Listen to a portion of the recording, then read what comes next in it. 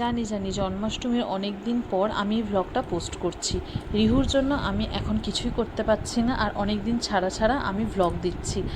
তো এটা ছিল জন্মাষ্টমীর সকালের দিন, আর ওকে স্নান টান করে বসিয়ে রেখেছি। এদিকে আমি রেডি হচ্ছি, আমি রেডি হয়ে গেলে তারপর ওকে রেডি করব, কিন্তু ও ওর মতো কাজ করেই যাচ্ছে। এখন একটু বড় হয়েছে তো খুব দুষ্টু হয়ে গেছে। তো যাই হোক, মাঝখানে একটু ঘুমিয়ে পড়েছিল, ঘুম থেকে উঠে এখন ওকে গোপাল সাজানো হচ্ছে। গোপাল সেজে তারপরে যাবে একটা ঠাম্মির বাড়ি, সেটা হচ্ছে শুভমের মামার বাড়ি। তো চলো, এখানে ও রেডি হয়ে গেছে, আর গাড়ি দেখলেই ও জানে আমরা এখন কোথাও না কোথাও ঘুরতে যাচ্ছি। তো কি খুশি দেখো।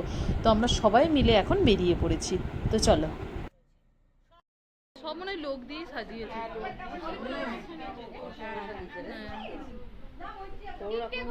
আমরা এখানে চলে এসেছি, আর এখানে একটা না 3টে গোপাল আছে। তো ডেকোরেশনটাও খুব সুন্দর করেছে, আর সেই দিন বিশেষ করে সবার সাথে দেখা হয়েছে, খুব মজা হয়েছে, আনন্দ হয়েছে। কারণ এখন তো কি বলো তো, অনুষ্ঠান না হলে কারোর সঙ্গেই সেইভাবে দেখা হয় না। তো যাই হোক, অন্তত এই উদ্দেশ্যে সবার সঙ্গে একটা দেখা হয়ে গেল। আর এখানে 2 ভাই মিলে খুব মারামারি করছে দেখো।